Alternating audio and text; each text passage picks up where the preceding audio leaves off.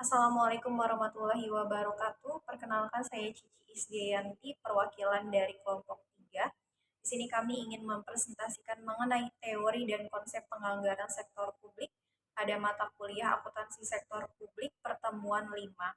Kelompok 3 terdiri dari Ayu Adelia Putri, Brian Fatahillah, Bunga Nurrahmah, dan saya Cici Isdianti. Yang pertama, pengertian anggaran sektor publik. Menurut Madiasmo, anggaran merupakan pernyataan mengenai estimasi kinerja yang hendak dicapai dalam periode waktu tertentu yang dinyatakan dalam ukuran finansial.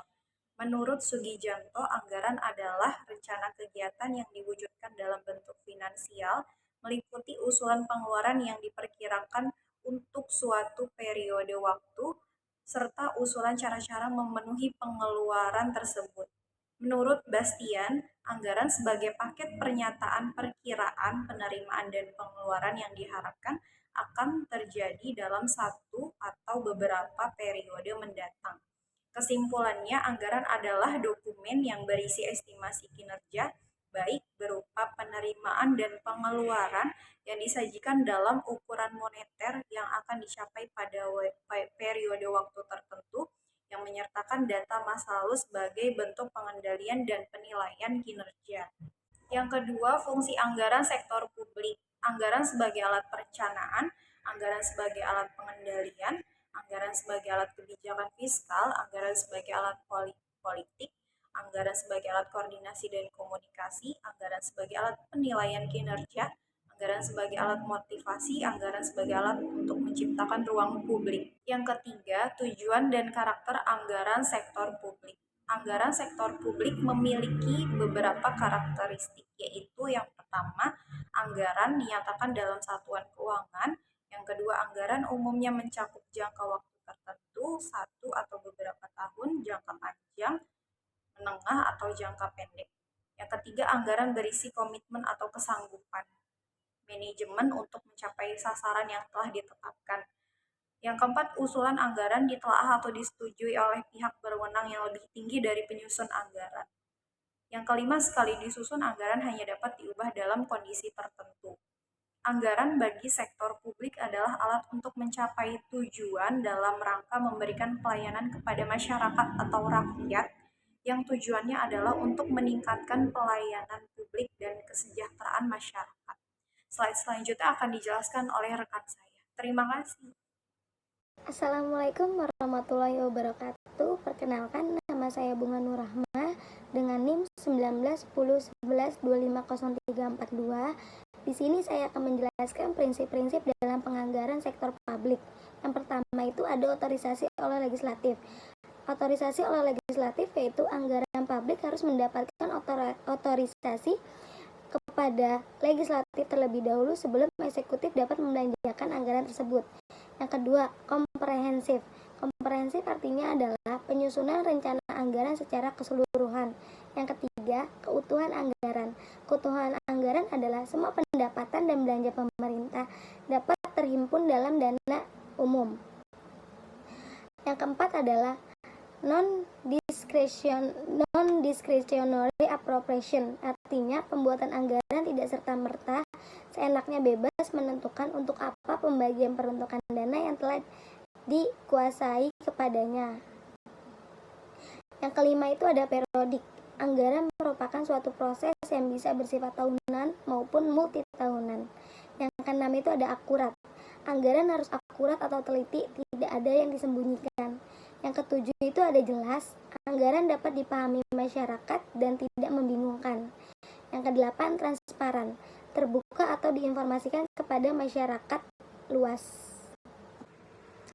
Pendekatan penganggaran pada sektor publik. Yang pertama, pendekatan tradisional. Anggaran tradisional merupakan pendekatan yang banyak digunakan di negara berkembang. Ciri-ciri anggaran dengan pendekatan tradisional menurut Madiasmo 2009 yaitu yang pertama, cara menyusun anggaran berdasarkan pendekatan inkrementalisme. Yang kedua, struktur dan susunan anggaran yang bersifat line item. Yang ketiga, cenderung sentralistis. Yang keempat, bersifat spesifikasi. Yang kelima, tahunan. Yang keenam, menggunakan prinsip-prinsip anggaran bruto. Pendekatan tradisional terdiri dari 3 proses, yaitu yang pertama, pihak lembaga yang memerlukan anggaran mengajukan permintaan anggaran kepada kepala eksekutif dan anggaran tersebut diperinci berdasarkan jenis pengeluaran yang hendak dibuat.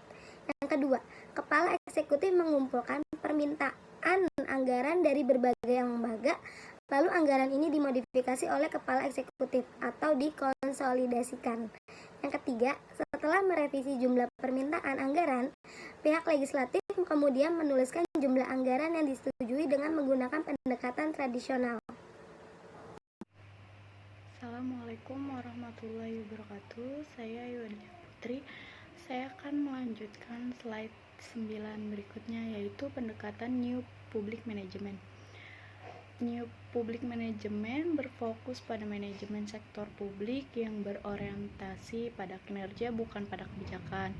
Oleh karena itu, bagian dari reformasi New Public Management adalah kemunculannya manajemen berbasis kinerja.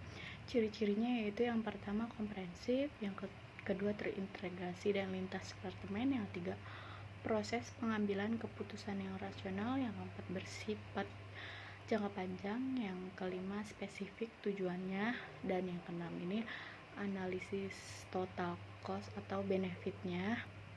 Yang ketujuh ini berorientasi pada input, output, outcome, bukan sekadar input. Yang kedelapan ini adanya pengawasan kinerja. Anggaran ini dengan pendekatan NPM, yaitu anggaran yang berorientasi pada kinerja, yang terdiri dari planning, terus zero based budgeting, dan performance atau anggaran kinerja. Slide yang selanjutnya yaitu tentang perkembangan teori penganggaran sektor publik.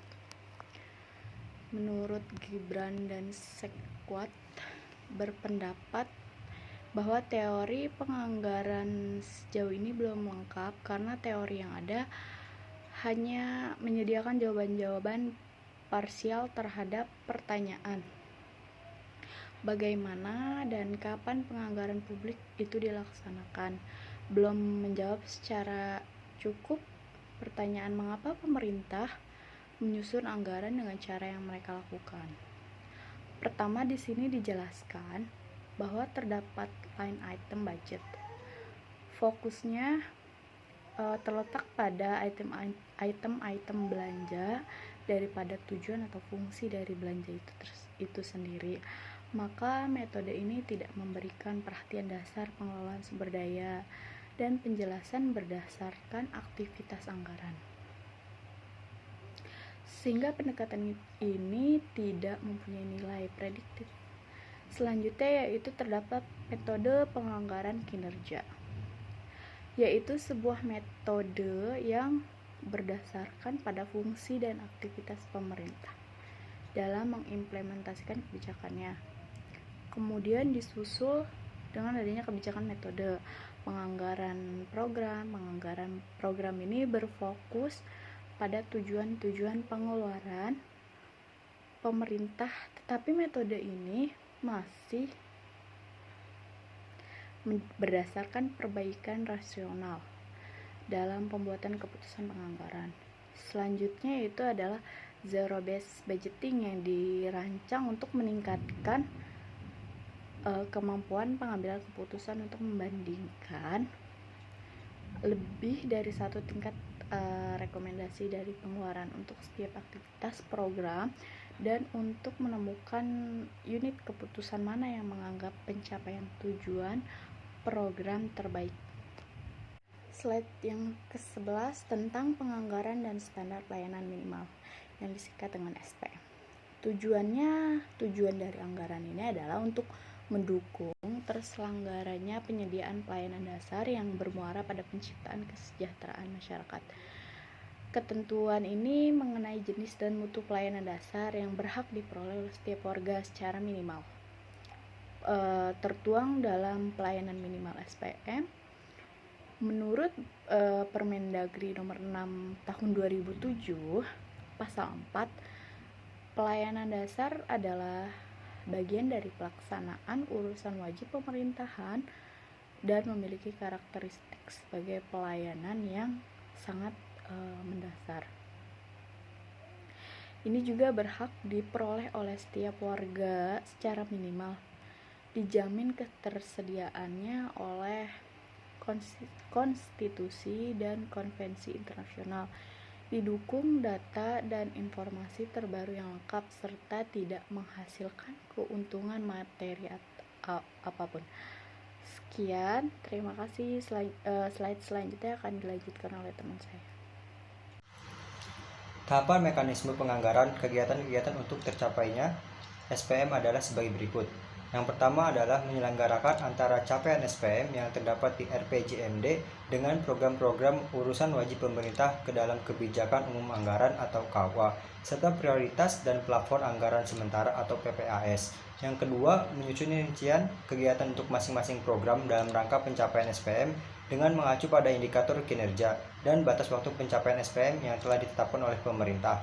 Yang ketiga adalah menentukan urusan prioritas kegiatan-kegiatan untuk mencapai SPM. Salah satu metode untuk menentukan prioritas kegiatan adalah dengan metode analitik hierarki proses atau AHP. Yang keempat, menentukan besarnya plafon anggaran untuk masing-masing kegiatan dengan menggunakan analisis standar belanja atau SB. Penganggaran memiliki peranan yang penting dalam kesuksesan penerapan SPM.